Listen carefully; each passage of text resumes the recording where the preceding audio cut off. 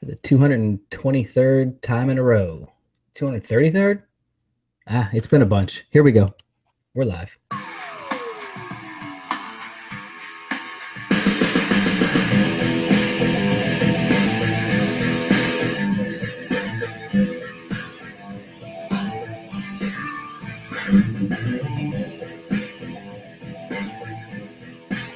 Welcome to another episode of Gun News Weekly. We are live, coming to you from across this great land.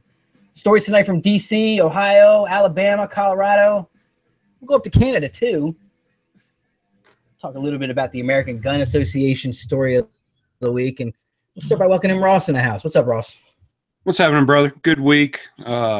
Quick shout out to our new friend in Germany. Appreciate you in the chat, especially at the hour that it is over there. All right, so we're global. We are global. Furthest reach I think I've personally witnessed yet. So right on. I'm big in one of the Koreas. I don't know which one. Googler, what's up, dude? Not much. Just got to check analytics to find that out. I was gonna say, check that out. See if you can find which K-pop nation I'm showing up in some of the gun videos. What's up, everybody? Thanks for tuning in. Sure, it's normal. Appreciate it. If you're checking us out on Gun Channels, thanks. If you're over on YouTube, thanks as well. And for the people over on Facebook, what's up? We are now live and rocking and rolling. Make sure you check out guncarrier.com, the American Gun Association. And like I said, about 30 after the hour, we'll hit the story of the week from over there. And later, we'll talk about these things. I didn't mention this in the pre-show. Talk about these things. You know about star cleaners, Ross? No, I don't. Star cleaners from Swabbits. We'll talk about them in a little bit. Star chamber cleaners. We'll actually do a little demo. But let's get started with news and go there, and then we'll get into the other stuff. We did have an episode today in Charleston, South Carolina. There was a shooting and a hostage situation there.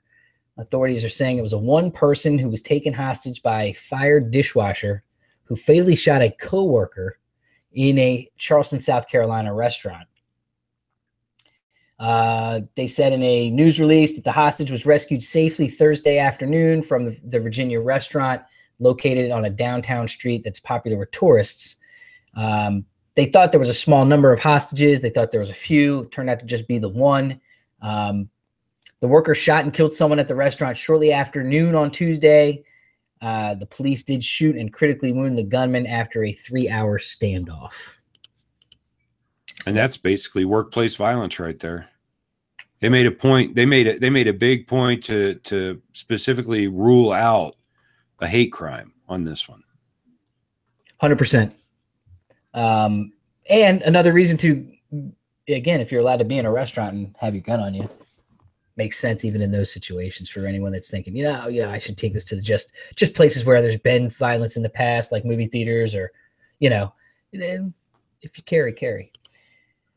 Keeping that in mind, hear about this judge outside Ohio. I think this happened Tuesday or Monday this week.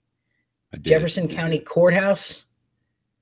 Man shot a judge ambush style. And he was killed when the judge and a probation officer, who were both armed, returned fire.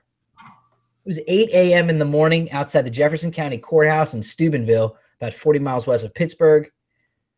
The judge was hospitalized. His condition was not released, but Googler, you gave me an update on that in the pre-show. What was it? He made it. He's good? He's stable. Yeah, he's stable. Yeah, he's going to make it. So the judge will make it. And the sheriff, Fred Abdallah, said, quote, "This was a cold-blooded attempted murder on a judge." And think of the possible consequences had somebody with a gun not been there. We'd be talking about a dead judge. Story. We'd be talking about a dead judge. Yeah, that's exactly what we'd be, and possibly the sheriff. Guys, what's up to everybody in Facebook? See some familiar names in there. What's up, Tyrone? What's up, Mike? What's up, Dan? Hope you guys are having a good night.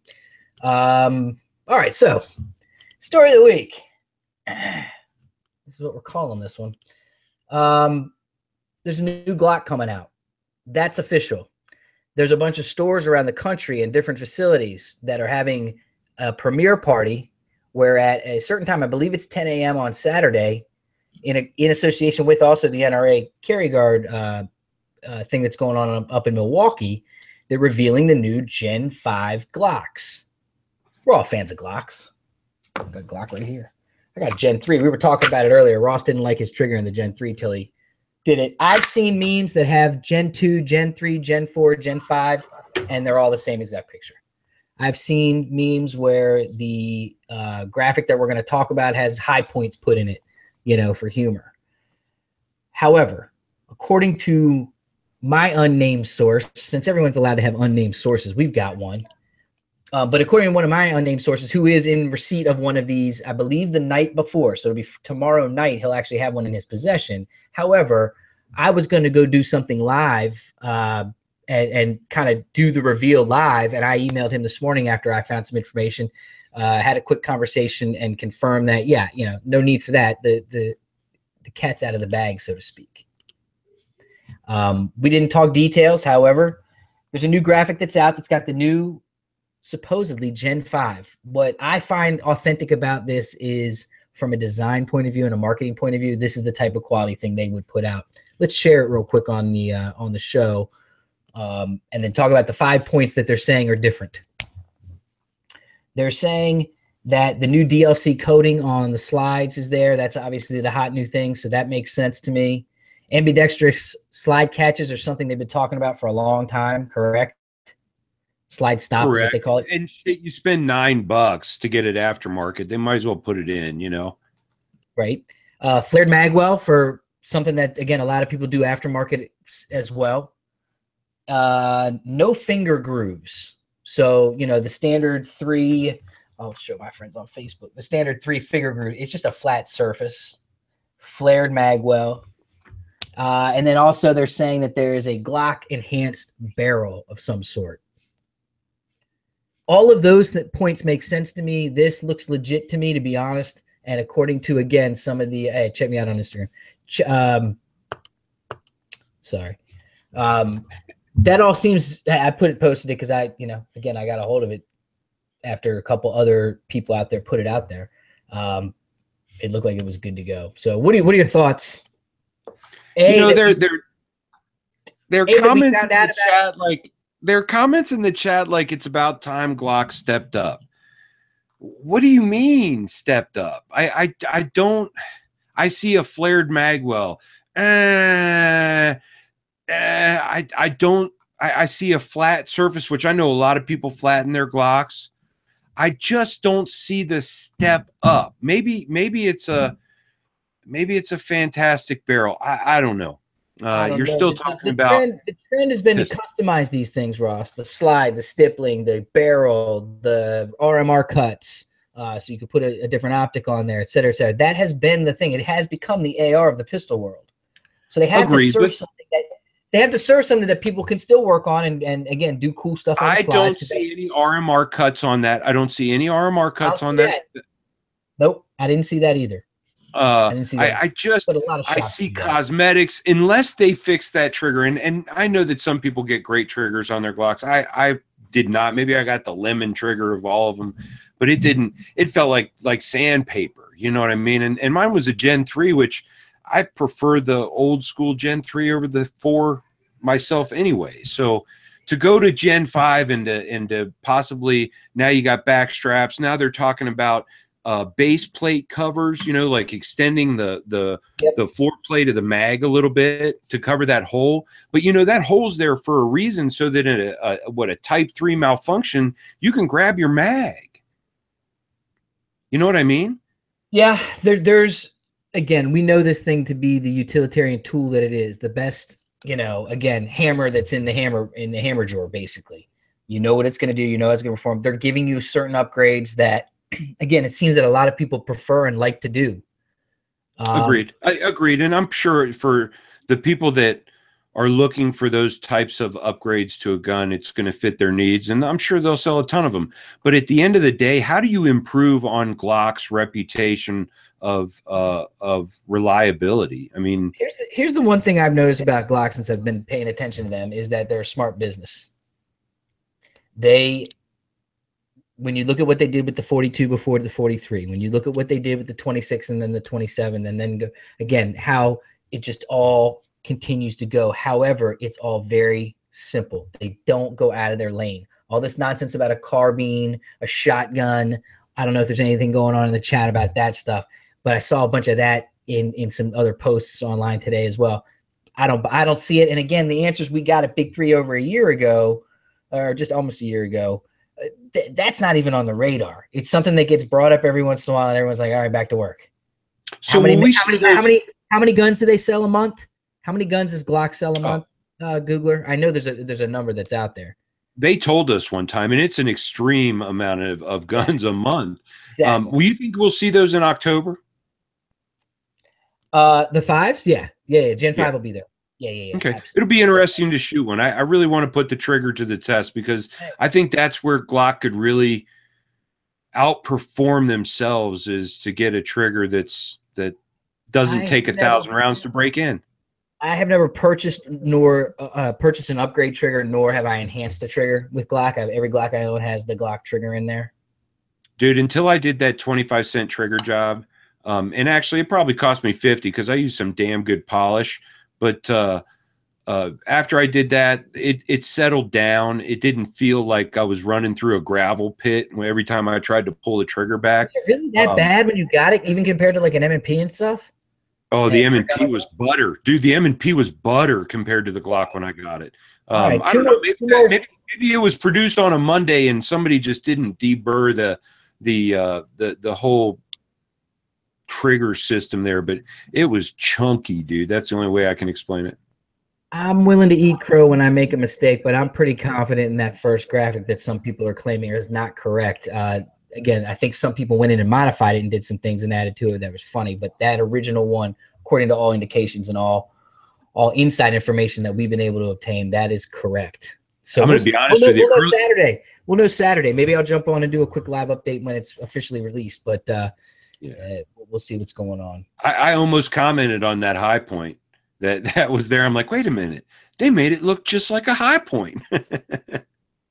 However, at the same time, there's a story that popped up. There's a hunter that's suing Glock for $1 million over, quote, exploding pistol. A city man went on a 2012 hunting trip in a state forest, is suing Glock plus ammo plus the retailers for $1 million after a pistol exploded in his hand and launched shrapnel into his face, according to a complaint in U.S. District Court. This thing took a long time to get to where we are. That happened in 2012. We're 5 years later. There was a bunch of court proceedings that I'm not going to get into, but basically there was all kinds of things where people have been added to the lawsuit, dropped from the lawsuit, appeals, all that kind of stuff already. I mean, not appeals. I'm sorry, pre-trial everything. Is a 10 millimeter from Glock, and let's say the plaintiff fired 2 shots from the gun without incident. On the 3rd shot, the gun exploded / blew apart while the plaintiff was holding the gun and firing it, the lawsuit reads. The recoil and force from the exploding gun violently spun around the plaintiff's body and knocked him to the ground. Shrapnel from the gun struck the plaintiff's face and body, it added. He was seriously injured, although the complaint does not detail his injuries. Hey, shout out to YouTube, everybody watching on YouTube. Big crowd tonight. Appreciate it. Please share this with your friends. Make sure you jump in on the chat. And, jump in on that chat. It's good chat tonight. Let us know how you're going. The lawyers from Glock said that her intent was merely to harass an industry that the Attorney General finds distasteful and to make political headlines pursuing members of the firearms industry. So what does it say? Did they rule out a squib load? Did they rule out a squib? I really don't think we're going to get those details till the trial, Ross. It's the trial date has not been set yet. So I've seen pictures of that handgun, and I've seen other pictures of similar guns that, get a squib round and doesn't breach the barrel. The second one runs up, and it looks exactly like that looked. So I wonder how this has progressed so far in the system. Of course, I'm sure thousands upon thousands of dollars. This is a blurred video, so we don't have to warn people, or picture, but we don't have to warn people. Yeah, there you go. Look at that. I mean, that is You A see the squib barrel. load, a The squib load, barrel. in case Look at that, anyone Kevin. doesn't Look at the understand. barrel right at the Yeah. top there. It's definitely the point of pressure was right there. Like a round didn't make it out. Yeah, a squib load, for anyone that doesn't understand or has never heard that term before, is when the actual projectile goes into the barrel and stops somewhere in the barrel. So then the danger there obviously is ejecting a case and firing another round directly behind it into a stopped. And again, why it's stopped in there, it's lodged in there in a lot of cases. I had one with the FNX 45 tactical one time. And again, good thing we were paying attention, and whoever was shooting it, because it was a buddy of mine, was paying attention and heard the click and said, "Whoa, something's up here." The second bullet, thank God the squib round didn't go in far enough that the second bullet wouldn't fully seat and chamber, so that there was no way for the. So yeah, we got lucky there. That's crazy. And there's again, that's a crazy example. That's the one lawsuit. The other gun story we have is an Alabama gunshot burglary that takes a little odd twist when you hear the details.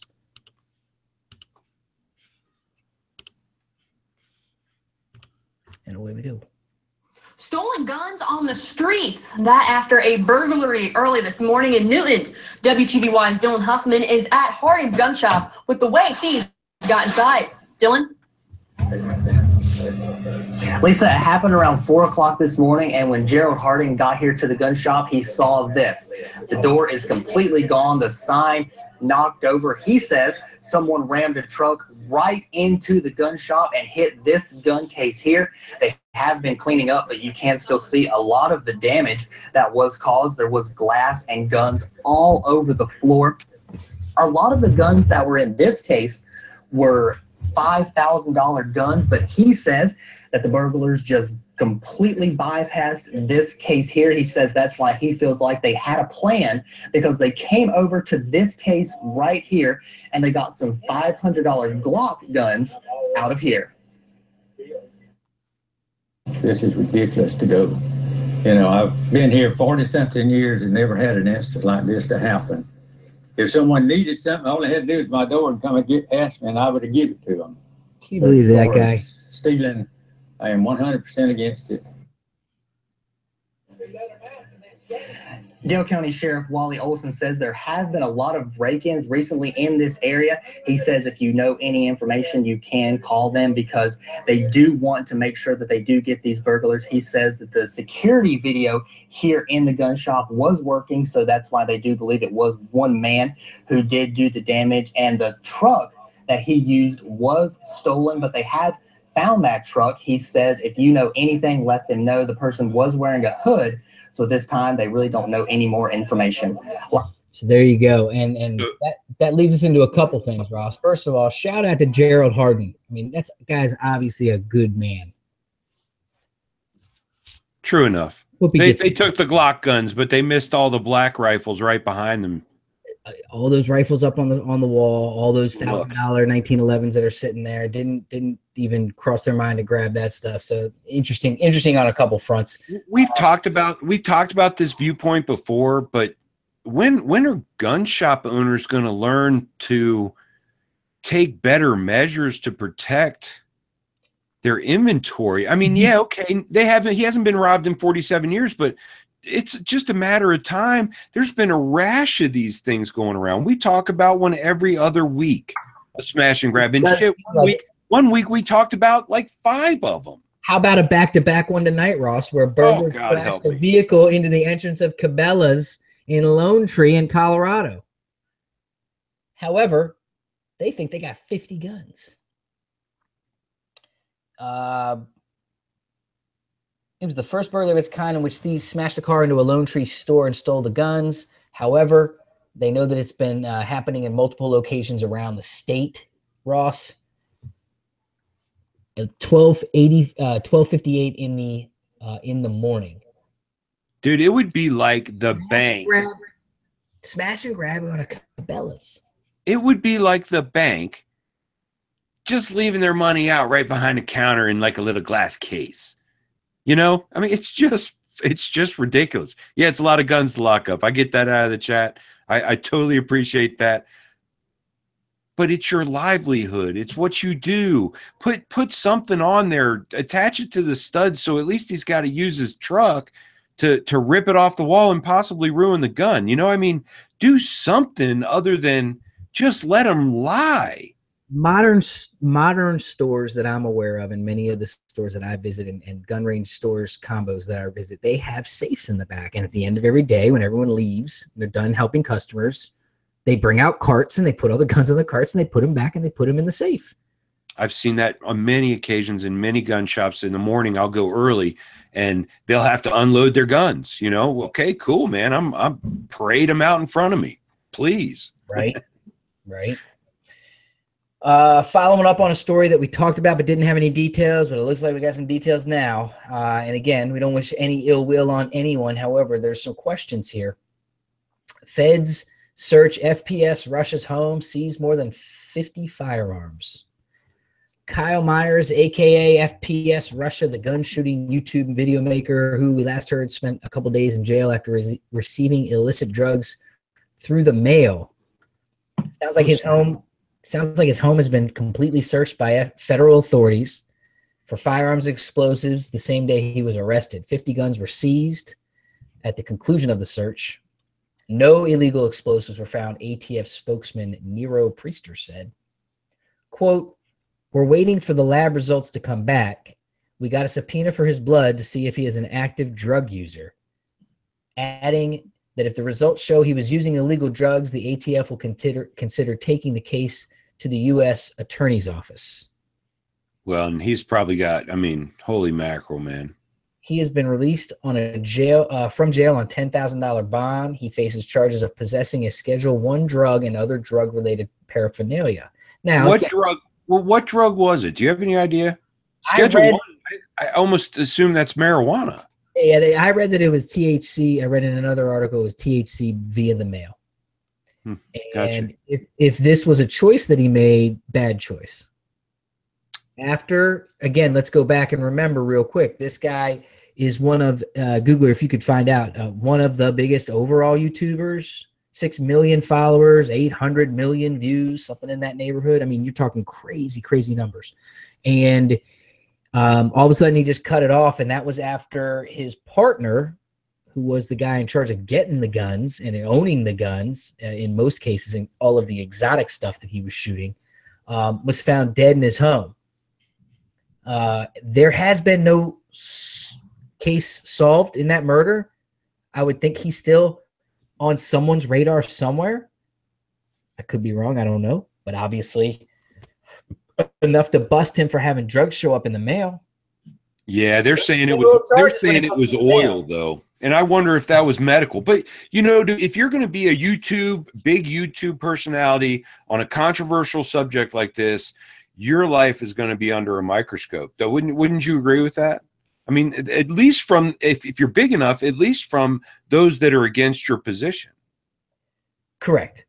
It would make sense that anyone that's out there doing, again, gun infotainment, as they call it, you better make sure that everything else is in line, especially when you're talking about violating federal laws that, again, your state may or may not be able to help. It's a freaky story. Yeah, he's got one of the top 300 YouTube channels in terms of subscribers and one of the top 1,500 view ranked, which is just crazy. That's crazy numbers. When that was back when YouTube was flush with ad dollars, which we might get to later in the night. YouTube was flush with ad dollars, and there weren't that many channels, and he was getting a ton of views, and they were paying him primo dollars. They were making huge dollars. They were making six figures a month. The last video I seen of him, he almost lost his head, blown up tannerite or blown up binary in a truck, or was it? No, it was a truck. There's been a couple people that have done some dumb shit with lawnmowers, trucks, and refrigerators that we've seen in the last year. All right, my least favorite headline of the week, for obvious reasons, because we'll discuss. Please pitch in the chat. Officer shot in leg after his gun went off spontaneously. Was it a service weapon or his own? We don't have very many details. What we do know is that a bullet severed 3 arteries, and the officer likely saved his own life by quickly tying the wound off with a tourniquet. So let's learn something from this, first of all. Carry a medical. Carry a tourniquet. Makes sense. Carry a tourniquet for sure. Shout out to Skinny Medic. I think we're going to see him in October too, Ross. Right on. An officer shot his own weapon last week, didn't have his hands anywhere near the gun, Winnipeg police say. The bullet severed 3 arteries, as I said. He was taking part in a firearms training course when he and his partner went to the store on Taylor Avenue to get some lunch. The officer, who had the gun in his holster, opened the car door with one hand while holding his lunch with the other. As the officer sat down, the gun went off, shooting him in the lower leg. This is according to lawofficer.com. Police are investigating whether the weapon was faulty and if there have been similar incidents in other police departments. We need to find out what kind of gun he's carrying. Oh, screw the gun. It's a duty from the chat. It's his duty pistol. But what kind of holster has he got is my question. The gun, I mean, guns get old, but I haven't heard a whole lot of guns just going off. I'd like to know what he had that gun in. Was it properly seated in the holster? Did he? I mean, what condition was the gun in? Was it a 1911 when cocked and locked, but he didn't have the safety on? Right. What happened? That's what I need to know, because spontaneously, accidentally, we've discussed this many times. Most modern day guns, up until last week when Sig screwed up my whole thing here, most modern guns won't go off unless you put your finger in there and pull that trigger. Well, and think about what you just said. The reason that whole thing's so big is because it's such a rare occurrence to have a gun go off without cause, without something getting caught in that trigger. Yep. And those poor cops carry a lot of gear, man. To have something, not sitting right in the holster, I'm not sure you'd even know. That's another question that I had. They said he was training. Did he just have on did he have on his duty rig? Did he have on just like a holster on a belt? Was it a different holster than he usually carries because he was training? There's a lot of questions there. Was he just waistbanding it? Yeah, there's a lot of questions. Yeah. Let's go. It's just about half past the hour. Appreciate everybody tuning in once again. Thanks again. We do appreciate it.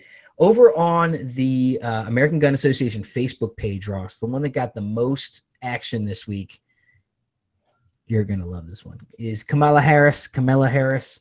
She said private ownership of assault weapons must end. Quote, "It's long past time we renew the assault weapons ban in this country.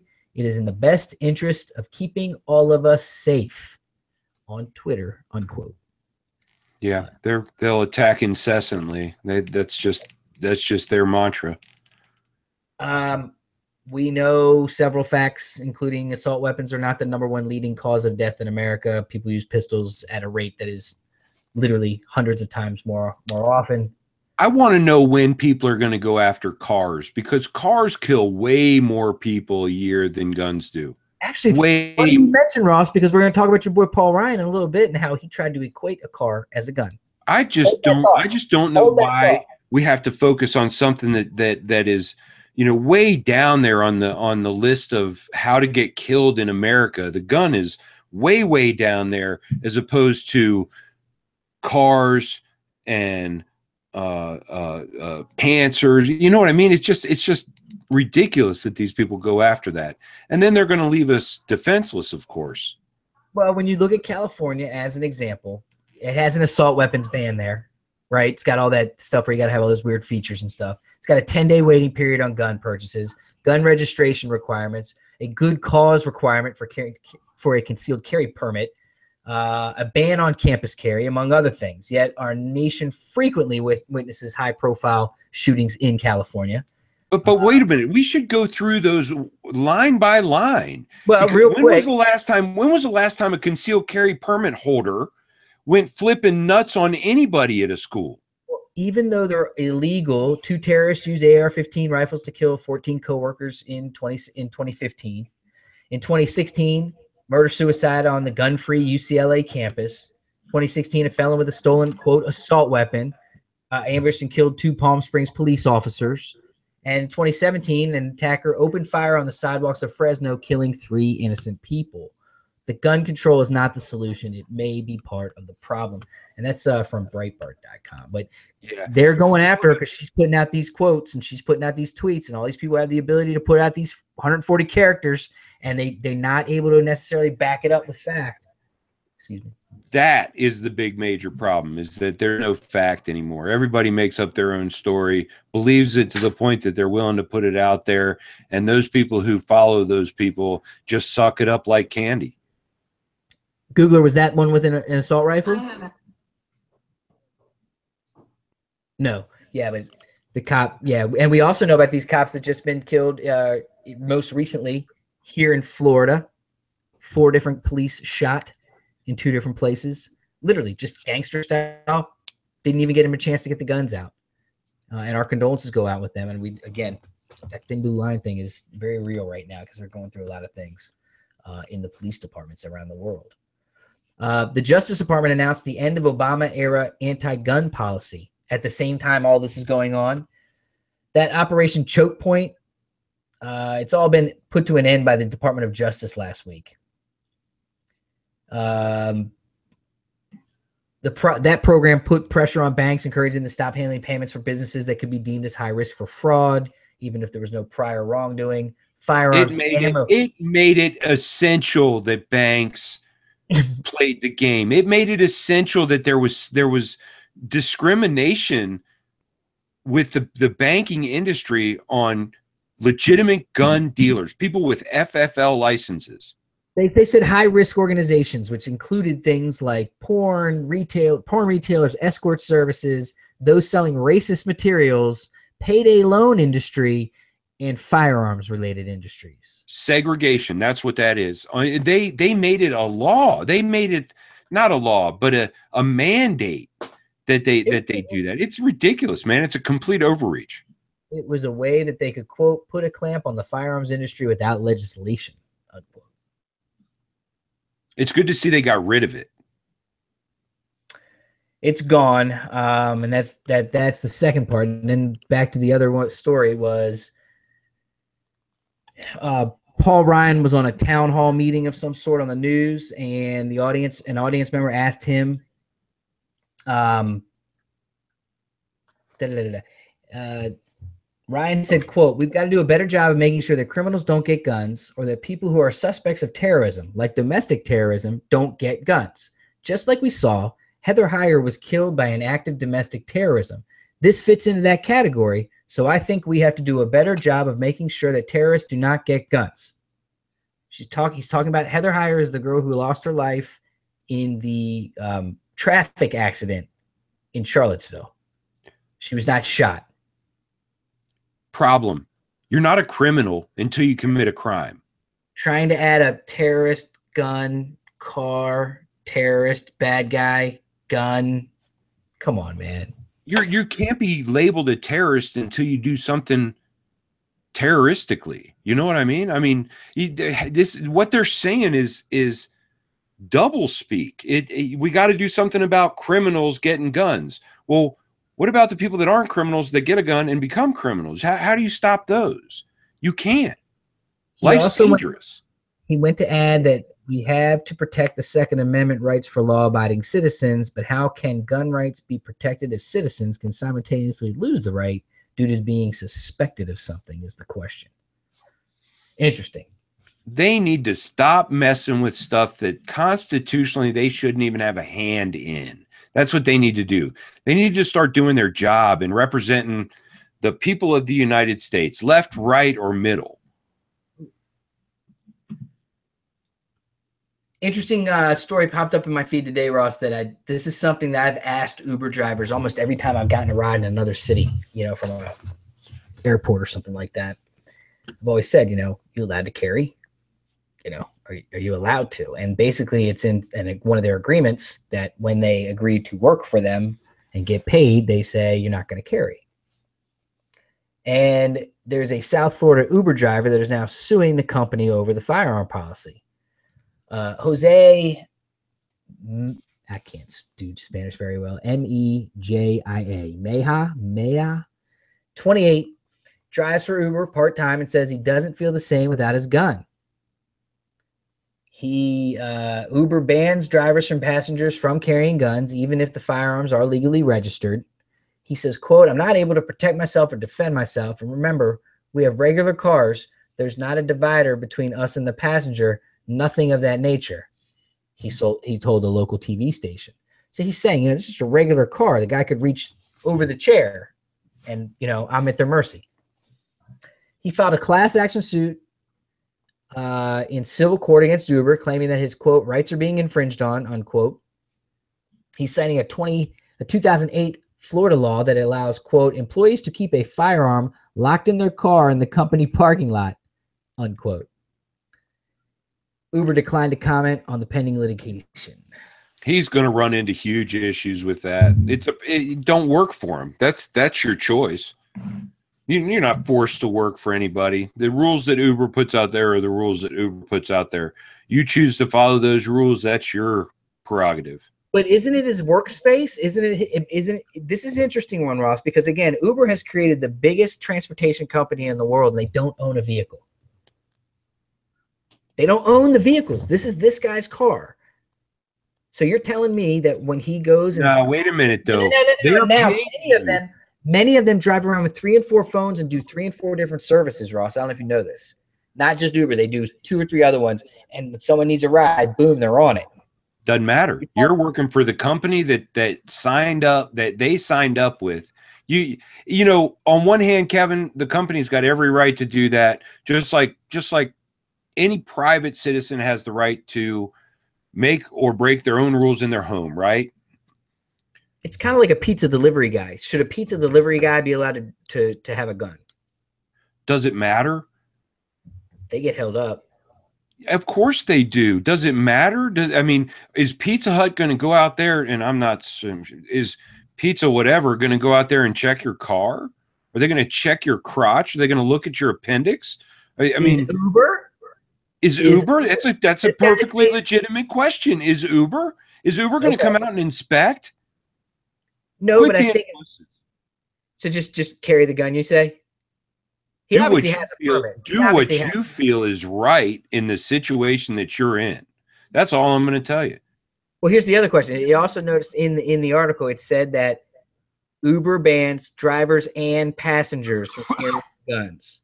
So you're telling me so that the Uber driver is now who's responsible for making sure the kids that are jumping in the back with their backpacks don't have guns in their backpacks? I'm serious. Nobody can Where's check. that? Where's that in the? While everybody's willing to say, well, they won't let me do it. No one's willing to tell you not to frisk somebody when they get in your car. You know what I mean? I'm with Jose. I'm thinking he's going to win this one, Ross. It's a constitutional right to be able to defend yourself. I don't know, man. When you're picking up somebody you're being hired by Uber to go get this dude, pick him up and drive him wherever the hell he wants for a fee in a known crime and drug riddled neighborhood. They own your ass. Now, whether or not you apply, you make that applicable in your life is your decision. And I would call you a fool if you went into bad neighborhoods without some sort of protection, whether Uber told you you could or not. The old adage, I'd much rather be judged by 12 than carried by 6. There will be more on this story. Any word in the chat on this one? What do people feel? Who's going to win this one? Give me a 1 for Uber. Give me a 2 for the guy that's got the class action suit. Just a quick overview. It looks like the chat believes that who gives a flying hoot, man? You do what you got to do, and the only time they're ever going to know that you're carrying is if you had to defend yourself in a situation and probably saved your life. So what if you get fired? You're alive, you idiot. Man, you're fired up. I don't know if I want to get into this racial conversation we have to have. Oh, sorry, I'll calm down, man. The thing's steaming up there. Hold on. I got some other things we can talk about. Actually, yeah, we're getting to the end of the show here, Ross. All right, so question of the day, and this actually comes from 2 things for me. The mainstream media really did not report on the armed element of all of the different things that have happened since Charleston. Oh boy. There have been armed groups that have protected people from crossing battle lines. I've seen some of that.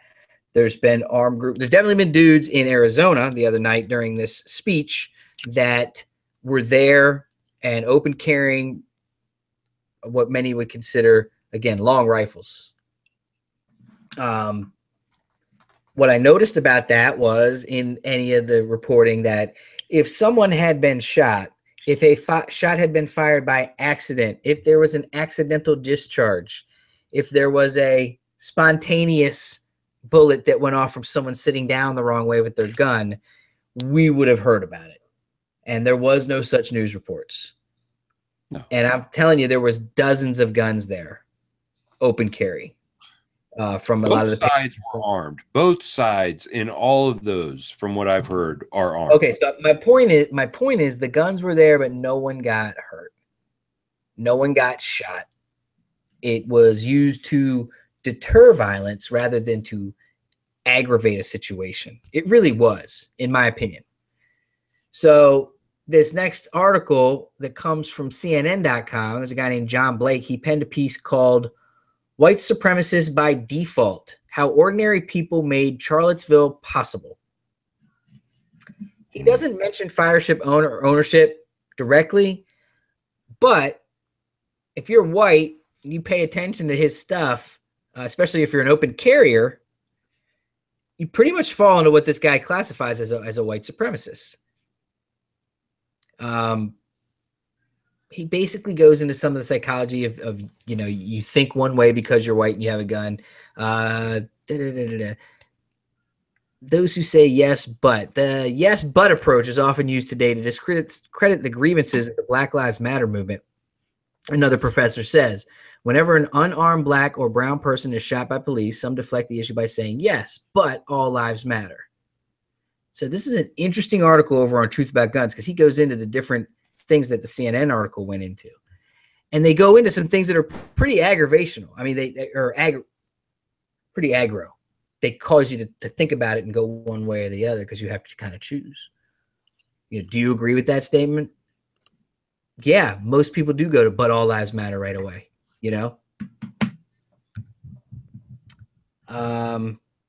They try to bring up things in the past like Louis Farrakhan and the fact that he said point blank, "Be violent if you need to." There is we're not going to get political tonight, are we? I don't identify with any of it. But I guess my question for tonight is this, Ross. So if you decide to go protest and you're a gun guy and you own an AR and you own battle gear and you do train in that, you're in that world, or you compete, you're a competitive shooter, or you're a skeet shooter, or whatever it may be, but you have some camo pants and some boots, maybe you serve, maybe you're a vet. So you definitely have all that stuff. Do you go to a protest in the first place? Secondly, do you go in that gear? Thirdly, do you go with a whole group of others with some other purpose? And maybe I just don't get it because I'm not a part of a militia. Maybe yes. Maybe there's a Facebook group that I'm unaware of that these guys get on and make decisions and go forward and say, all right, everybody, gear up and show up. I don't know. Yes, no, and yes. That's what I'm going to tell you. Yes, you go to these things. Yes, you participate. You protect your freedoms. These guys that are going to these rallies, the founders of these rallies are free speech guys. They want free speech. They want to stop the political correct nature that we've gotten ourselves into. They want to bring back, and I hate to say this, but a more conservative tone. And the people on the other side do not want that. And God, it's such a powder keg. Don't you think tone is just your perception of what the world is at this point? Isn't that obvious? Again, when I watch these people, and there's a lot of stuff about, there was people bust in and there was people this and there was this and the group, and even again, there's been a bunch of conspiracies about the guys with guns. There's been a bunch of stories about that. Who knows at this point? However, When it comes to the gun thing, you don't take an AR. You better conceal carry, but you don't grab an AR, dude. All right, that was my question. I didn't. And you don't go in battle gear unless you're going to start a war. You don't go in battle gear. You go unassuming. Correct. When the shit hits the fan, that's when you grab your Gen 5 Glock and you protect yourself. I forgot all about this. Yeah, you're right. It's a good point. And I think everybody has a right to speak their mind in a non-violent way. I think everybody does. I think everybody should. I think everybody should be able to get a permit from whatever municipality and go show their support for whatever it is. I mean, thousands march every year for every different cause through DC. Why was this one so much different? Well, these are now you're really trying to start. Sorry, I'm not going to. We are in a highly volatile climate where people are pissed the fuck off on every side, and it's usually the fringes that are making all the crazy noise, and everyone in the middle is just watching the show. Man, I get along with everybody in my world. Everybody now because we're having the ability to assemble is very simple with social media, and people are saying, we're gonna do this, we're gonna do that. People show up, and again, anti-protester. This term is absolutely crazy to me. No, you're protesting. You're just protesting something else. They're all protesting. Right. Otherwise, you wouldn't be there. You'd be at home watching, being a watcher. Well, there's demonstrating and protesting. Yeah, there's correct. And I still don't understand the purpose of a lot of it. A lot of people are just out yelling at each other, just screaming because they want to be heard. They want their voice to be loud. And they go and they just get in someone's face and they see everyone's got their iPhones out and they just let them have it back and forth and back. And again, this is what's feeding everything. CNN has become, again, we talked about the news stations, but it is unbelievable. I watched them a couple nights ago for a couple hours. It's hate TV. They want you to hate the other side. Everybody wants you to hate. Well, and right, again, left, or indifferent. They all do it. But CNN's gotten really unbelievable at it. Yeah. Hey, just before we get off this subject, I applied for a new job. Pepperball marksman. Pepperball marksman. Nice. I know what you're talking about. That guy's good. I don't have the video, but everybody's seen it by now anyway. I do have a couple things to share, and then we'll talk about YouTube, and then we'll get out of here. How about that? Wow. Went quick again tonight. Wow. 10 minutes left.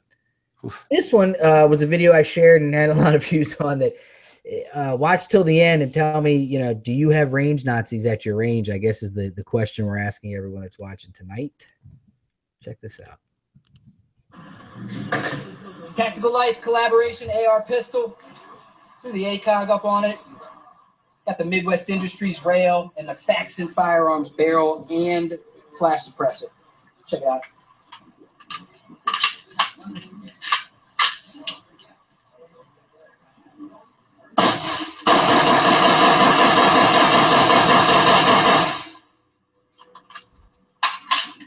Running like a champ since we got it. Please don't do that again. 5 at a time. So dude comes up and tells me 5 at a time. Now, I'm pretty sure. I don't know what the heck that is. Gotta go to my second. Sorry. I'm pretty sure that 5 at a time rule has never been stated or seen before. So my question is, do you have rules at your ranges, and do you believe in them? Do they make sense? Ross, you and I have been to the one range. Same. Say again? Same fucking shit happened to me when I took my new pistol to the range. Same fucking shit. I was shooting that motherfucker the entire goddamn day, and the last magazine, I decided to dump it. Motherfucker comes strolling down. Oh, blah, blah, blah. Leave. Googler coming strong tonight, Ross. I like it. I'm not the only powder keg on the show anymore. We know he's the anti-range Nazi.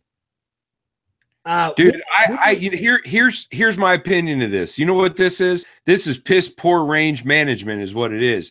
You single out the guy who's shooting the roof, not the guy who's dead on level shooting 15, 20, 30 times. Who gives a shit if the guy's on target?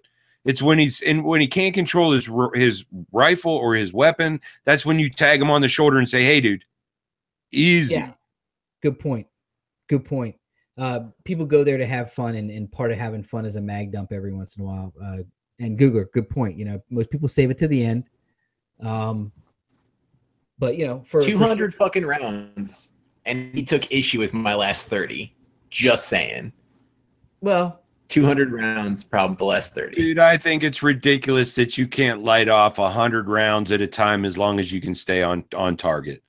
You know what I mean? At the end of the day, that's why you go to the range, to get better with your weapon, not better one shot a second, better, you know, and you're not going to do that one shot a second. You need the repetitiveness of, you know, running a few shots, and 5 shots isn't enough. 10 shots isn't enough unless you're hitting the ceiling. correct. All right. Let's wrap up. Let's do a little something different here real quick. I wanted to show you this. I've been sitting around, and I'm going to actually use one real quick on the air here. The AR M4 Star Chamber cleaner from Swabits. I've been using Swabits for a while instead of patches. And what's awesome about them is, and it says it right here, that you can use like detergent soap and wash them and use them again and again. And obviously this one's made for the Star on the AR-15, and I'll show you what we're talking about, but it's all very bendable and flexible and gets in all the grooves.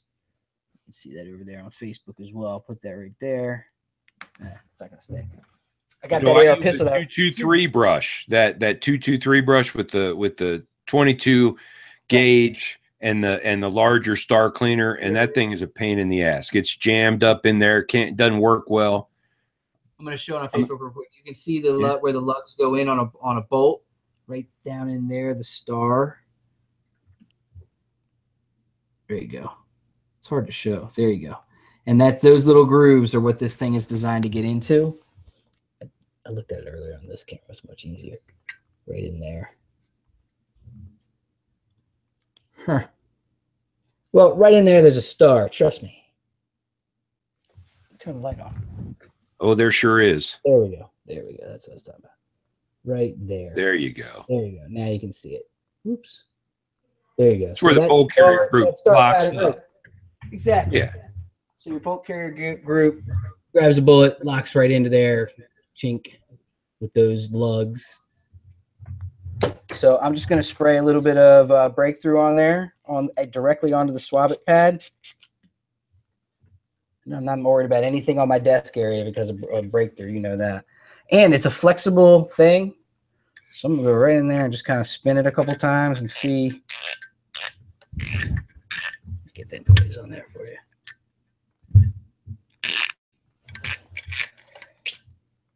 Yeah, it works pretty good. Let me take a look with the light. Actually, yeah, it does. I would actually spray the chamber direct to really get it in there. But you just kind of put it right to where those things will flip around in there. And you know there's a little space after the lugs, Ross. There's a little cavity in there before the actual barrel. Yeah, where it gets locked up. Heck yeah. I mean, that's really where the nastiness is. And that's kind of where you want those little flippers to go into as well.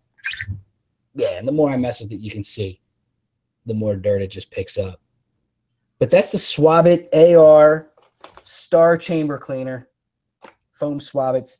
You can get it at Swabit. Just search swabits.com. Looks a little easier than the brush. It looks a lot easier. It actually is. Man. Like I said, that brush gets hung up every time I use it, man. I'm jamming it in there and fighting with it. Oops. Anyway, not the best camera work because it's live and I don't really have the great angles or lighting in here to show you. But there you go, that thing. And what I'll do is I'll just go use it and then rinse it off, and it's goes right back into the pack. Check out Breakthrough. They've got all the different packs. They actually sell the Swabit products as part of the kits that they sell now. So and they make a hell of a cleaner. Yeah. And we haven't talked about shotguns in a while. Ooh. I just want to talk about this RS Regulate mount that you can get for like a pump shotgun. And then you can mount your favorite laser or light. That's a Viridian CL5, if I'm not mistaken. C5. And that's got all the different lights and laser, flashlight if you want. But strobe even, Ross. What you got? But they make a lot of good mounts. Everybody ought to check that them out. mount. Yeah, they make that mount. It's just a little tiny Picatinny rail mount that goes on there. And you can put whatever accessory you want on the little pick rail. I've got one of those for my Century Arms C39 V2 because that was light.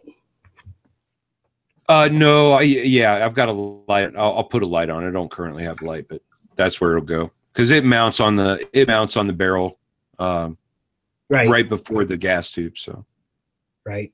So finish up. Last 2 minutes. I'll go on a little rant. Man, how many times have we talked about monetization and greedy YouTube guys just being babies? How many times have we talked about it? A few. I'd say at least 3, 4. Let's make this the last one. So monetization has become this big thing because there's YouTube channels in all genres that are now upset because there's a new little bell that shows up on your video in your list of videos before you even push it out to the public. So you upload it, and if it gets a little yellow bell, that means that you have material that has been deemed what do they call it? They call it interesting sub. You don't have one of those letters handy? I'm going to give you the direct one. I want to give you the direct one. Potentially be controversial, basically.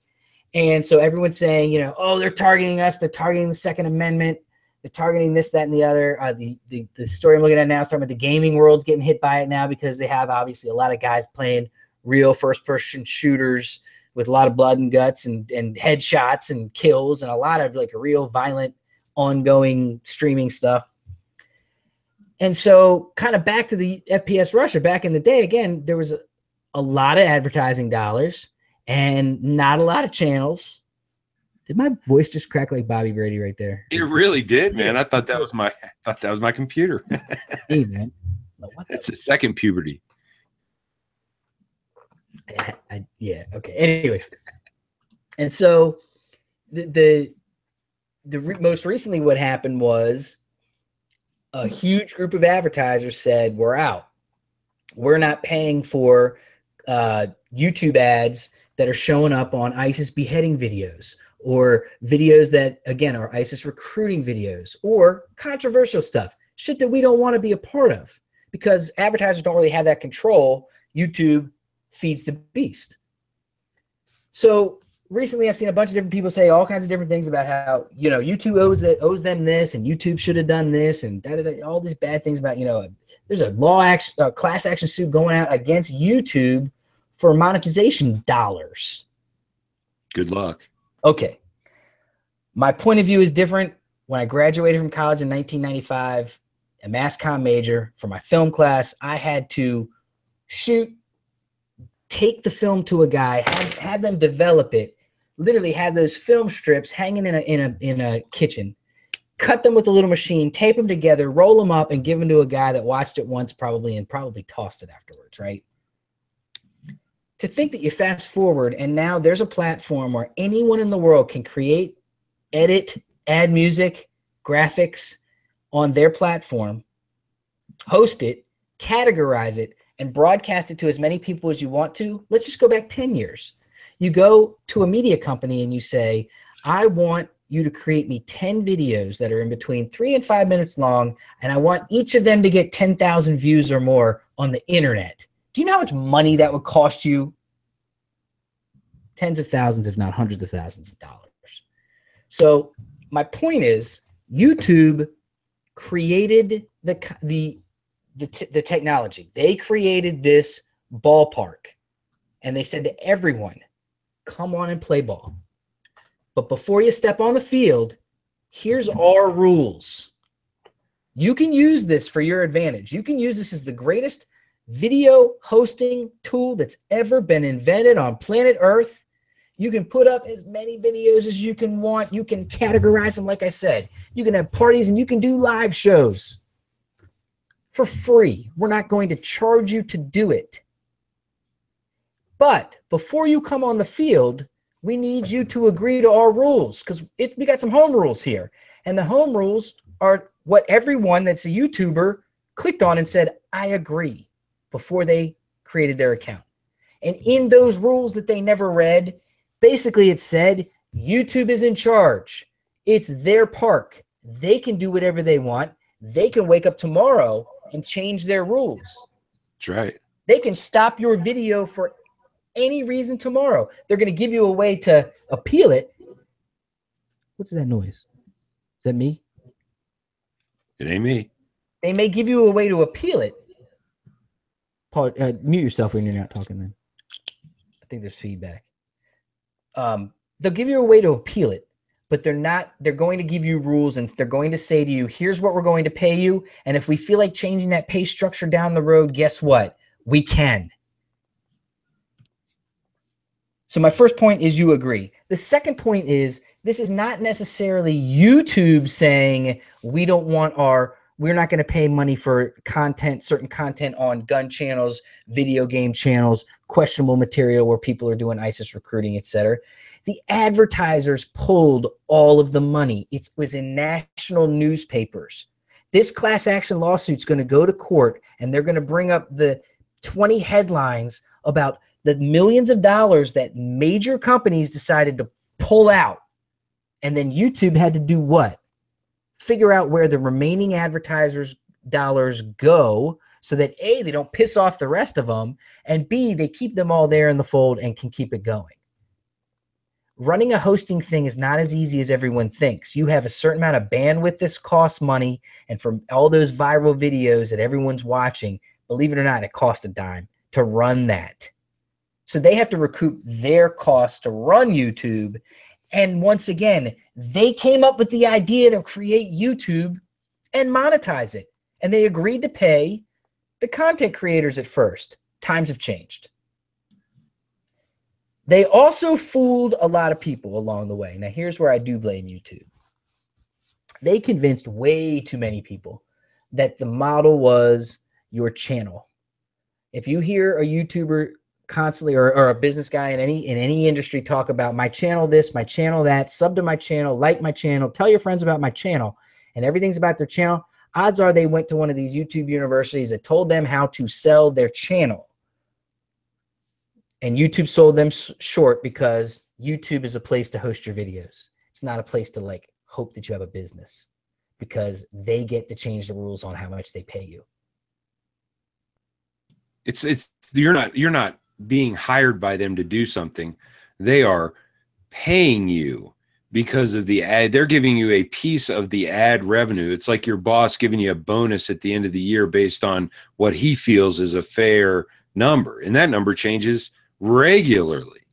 There are thousands of people who have figured out how to use YouTube to make money without relying on YouTube to pay them. I'm going to show you the perfect example of the 80-20 world. 80% of the people out there are bitching about not being monetized, losing money on their channels. And there are 20% of the people out there that are finding a way to promote themselves and sell themselves for more money than any YouTube channel could ever provide. Those 20% are the go-getters. The people who are complaining about monetization, they're the entitlement crowd. They're the crowd that are out there thinking that they're owed something because they can upload their pretty little face to YouTube. It's a load of crap. Go earn it. Stop many expecting of them, people to give you stuff. Many of them that are bitching have other income streams again, in this industry that I even know about. I mean, there's guys that get money from this person that it's crazy. Anyway, that's my rant on that. I'm done with it. We'll continue to use YouTube as a host. And put out great quality content. Again, not so much on the personal stuff, a little bit more on the articles and news stuff, and away we go. Appreciate everybody tuning in tonight. Big crowd tonight, Ross. Big crowd, man. Really, really vibrant chat. Appreciate all the comments. Sorry I can't be more active. It's hard to do 3 things at once, but I really appreciate it. Great to see guys coming in from Germany, man. That was a real treat for me. Thanks again for joining us. God, can't thank you enough. There you go.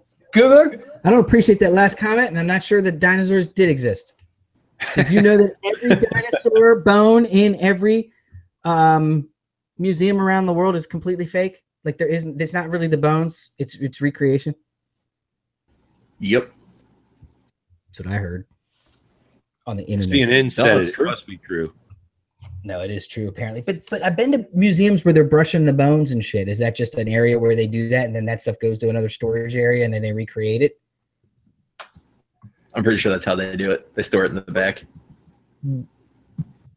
I kind of want to put out a challenge for people to knock over dinosaur bones. I don't think we can approve that right now. All right, let's wrap it up. Thanks, everybody, for watching. Thanks to Frank and everybody that has supported us over the years. Make sure you check out Gun Carrier on Facebook, YouTube, Pinterest. I didn't realize how big Gun Carrier was on Pinterest. Shout out to Pinterest followers and Instagram. And also make sure you check out the American Gun Association over on Facebook. I've been doing some live stuff there as well, including the most technologically awesome indoor range on the planet. Article, video, all that stuff coming soon. You've seen some stuff from Nexus before. They're going to have that Glock Gen 5, Ross, on Saturday. I'm excited to see. I really think that that the picture we have is legit. I really do. It really rings of Glock, unlike the money covered one I saw earlier. That was a high point. Like we like shooting or something, doing a high point again. Shout out to all our friends around the internet. We appreciated the support and the shares and all that stuff. And we look forward to working with all you guys in the future as well. Ross, we'll see you next week. Yeah. Googler, put down the pint. I'm not even drinking. I'll talk I think to you. it might have been a gallon tonight. You guys have a great weekend. And stay safe out there. And we'll talk to you next week. Thanks, everybody, for tuning in. Until then, peace.